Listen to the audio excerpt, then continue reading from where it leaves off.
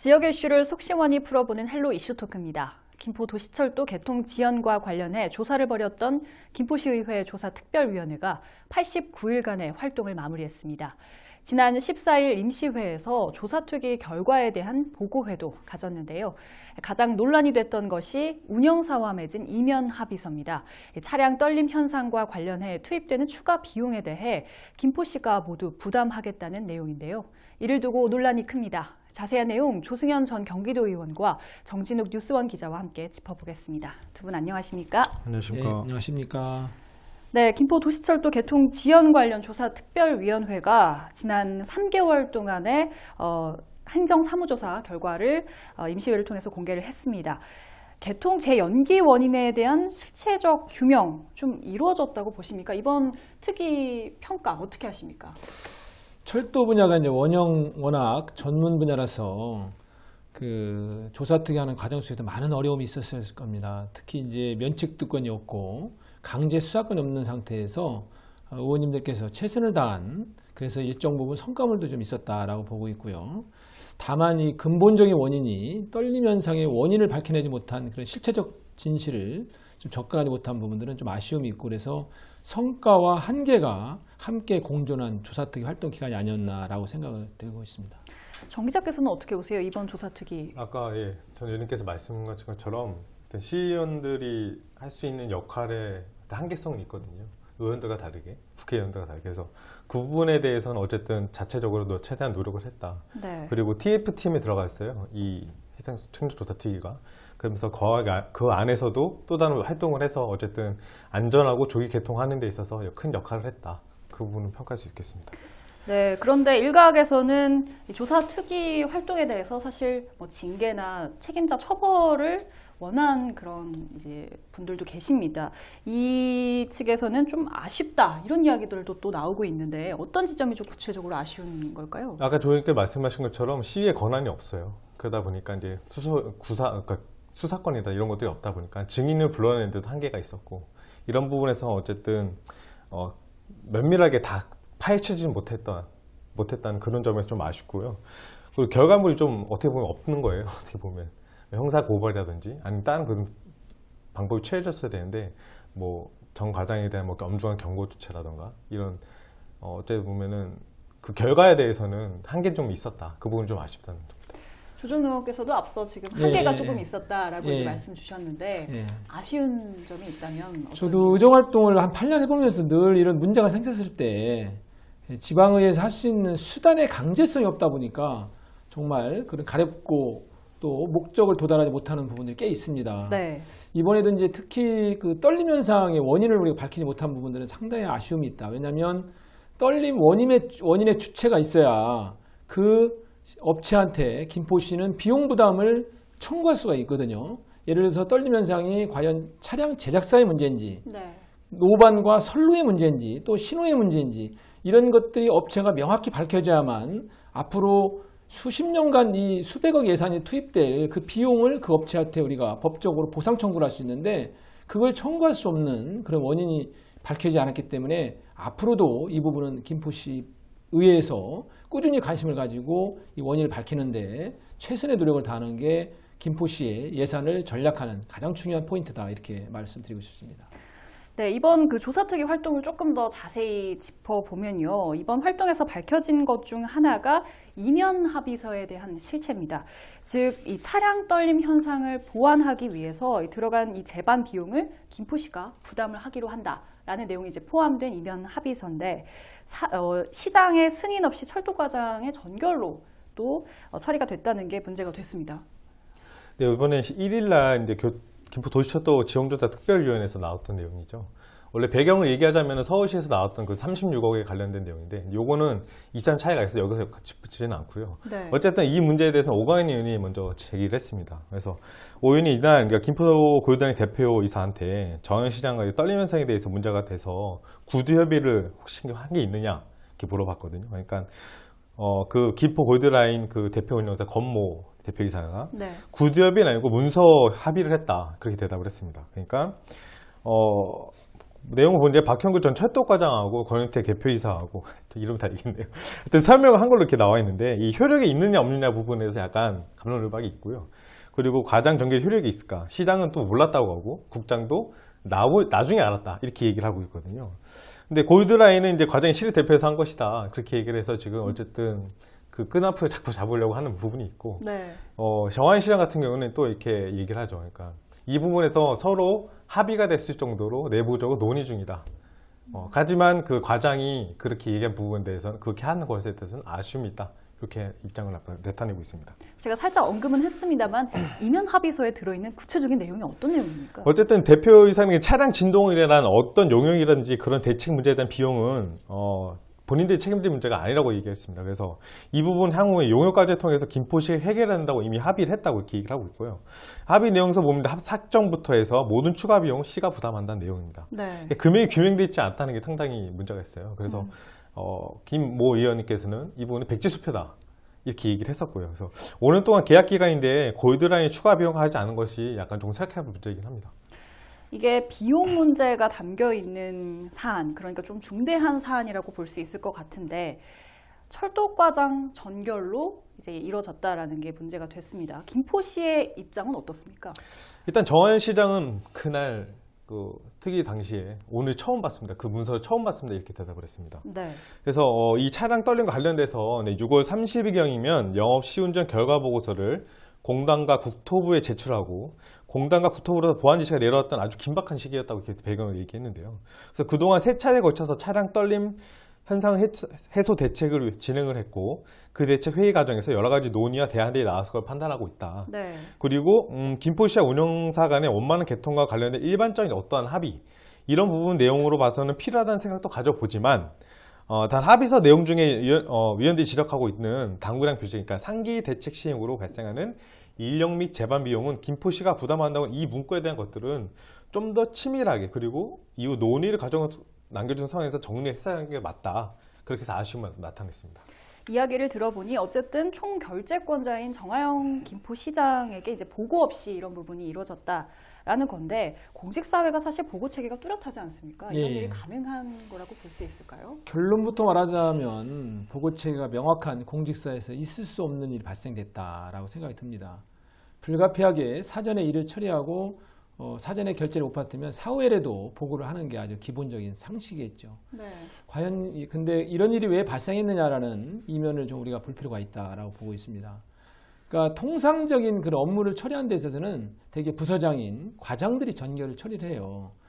그러기 위해서는 통상적으로 이렇게 처리하는 과정에서 이렇게 중체대한 도시철도 문제만큼은 전결 과정이 과장이 아니라 나의 결재를 받아야 된다. 최종 결정권자가 명확하게 지시를 내려줬어야 됩니다. 만약 지시를 내리지 않은 상태라면 통상적으로 하기 때문에 본인들이 그냥 보고 없이 이렇게 결재를 하는 이런 실무적인 차원에서 그렇게 실무적 상황으로 판단한 거죠. 그렇다고 하더라도 사후에 이것을 최종 결재권자한테 보고하는 게 상식인데 이것은 크나큰 그 기강 회의의 문제다라고 이렇게 보여줄 수가 있습니다. 정 기자께서 이제 앞서 언급을 조금 잠깐 하셨는데 백지다 이런 이야기가 나온 상황에서 이 합의서가 대표성이 있느냐, 법적 효력이 있느냐 이런 문제로까지 또 번졌습니다. 일부에서는 이것과 좀 반대로 노사정 합의에 따른 후속 조치인데 책임을 묻는 건 좀 과한 것 아니냐 이런 비판도 있습니다. 어떻게 보십니까? 이게 행정행위에 대한 비판은 있을지언정 이 철도 업무가 과장 전결상으로 돼 있기 때문에 이것은 적법한 법적 행위라고 봐야 됩니다. 우리가 그 공무원들이 행정한 행위에 대해서 두 가지 이제 사항들이 있어요. 하나는 처리할 수가 있고 취소할 수가 있는데 네. 이게 이제 취소라는 것은 유효한 그런 행정 행위가 이루어진 것을 소급해서 소멸케 하는 건데 네. 과연 이건 해당되지 않는다. 이게 해당이 되려면 법적으로 중대한 착오가 있다든지 또 이거에 대해서 무능력한 의사가 있다든지 또는 사기나 강압에 의해서 이 전결을 처리해야 되는데 이건 정상적으로 이 과장이 처리한 거기 때문에 이것을 법적으로 문제 삼기는 어렵고 다만 이 보고체계 문제 또 그런 이면 합의서를 공개하지 않은 부분에 대해서는 행정 내에서의 징계 사유가 될 수 있겠죠. 네. 다만 이제 이런 얘기가 있더라고요. 6월 30일 날 우리가 도시철도가 7월 5일 날 이제 개통 연기 발표하기 전에 이 떨림 현상이 발생돼서 그 김포 골드라인 운영 주식회사 대표이사와 이 부분을 떨림 현상을 해소하게 한 합의서를 작성하는데 그 합의서의 작성 주체가 바로 철도과장이 전결 처리를 했어요. 네. 그렇기 때문에 이 부분도 이면 합의서도 같이 연장선에서 해왔다라는 그 공직사의 또 볼멘 소리가 좀 없지 않아 있습니다. 그러나 어쨌든 이렇게 중체대하고 예산이 수반되는 부분들을 즉시 보고하지 않고 공개하지 않은 것에 대해서는 입이 열 개라도 할 말이 없지 않느냐라는 생각이 듭니다. 투명하게 공개하지 예. 않은 부분에 대한 이제 지점을 이야기하신 것 같습니다. 합의서 법적 효력 좀 언급을 해야 한다고 보십니까? 제가 봤을 정치자께서. 때는 네. 일단은 보고했냐 안 했냐 부분에서 아까 말씀드렸던 논란이 있고 문제가 있을 수도 있겠지만 결과적으로 본다면 안전한 개통과 조기 개통을 위해서 네. 어쨌든 노력했던 부분들이에요. 근데 이 부분은 좀 중요하게 봐야 될 것 같고요. 이 부분에 대해 정한 씨가 얘기를 했죠. 뭐라고 얘기했냐면은 운영사의 책임으로 하고 떨리면서 그 밖에 방향정한 삭정 등에 추가로 들어가는 어떤 비용을 서로 교환하고 협의하고 협상하고 있다. 그러니까 내부적으로 이 문제를 갖고 그러니까 철도 측과 그러니까 골드라인 측과 내면적으로 이제 얘기를 하고 있으니까 이 부분에 대해서는 그것이 중요한 것이지 보고를 했냐 안 했냐 이 부분이 중요하지 않다고 보는 거예요. 그래서 이 부분에서 이제 차후 이제 진행되는 상황을 보고 시에서 앞으로 스탠스를 잘 펼칠 것 같습니다. 제가 봤을 때. 그 당시 시점이 또 시급한 상황이었기 네, 네. 때문에라는 말이 좀 어느 정도는 이해할 수 있다. 그러니까 즉 서로 이해할 수 있는 부분에서 이제 해결하려고 하면 해결점을 찾고 있는 부분이라고 보시면 되죠. 그럼에도 불구하고 의회에서는 이제 예산이 또 투입이 되는데 의회 승인을 받지 않았다. 이 지점도 또 문제 삼았습니다. 이것에 대해서는 혹시 어떻게 보십니까? 예, 제 의정활동 경우로 보면 지방재정법 제44조 아마 1항일 겁니다.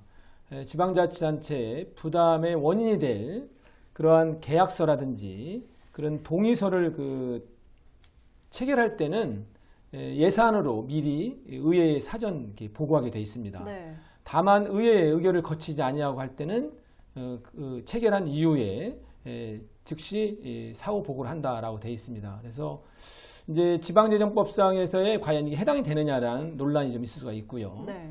또 공직사회에서는 이게 예산이 최종 확정되면 그에 따르는 것은 예산 심의 과정에서 제출했을 것이다 라는 이런 얘기를 분명히 논리적으로 할 겁니다.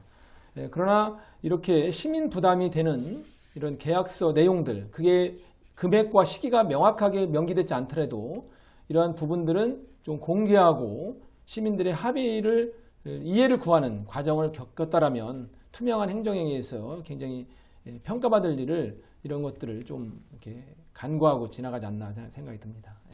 조사특위 그 활동을 하는 도중에 당초에는 이제 형사고발 이야기까지 있었습니다. 네. 이런 부분들이 이제 문제가 되면서 하지만 의회 결과 보고회 이후 뭐 별다른 법적 제재나 징계는 하지 않는 것으로 드러났습니다. 어떻게 지금 결과가 지금 나왔죠? 일단 시에서는 이제 전 과장에 대해서 엄중 경고 조치에 대한 의견을 낸 것 같고요. 그리고 시장이 모든 것을 책임지고 시민에게 공식 사과를 하라고 이렇게 얘기를 한 것 같습니다.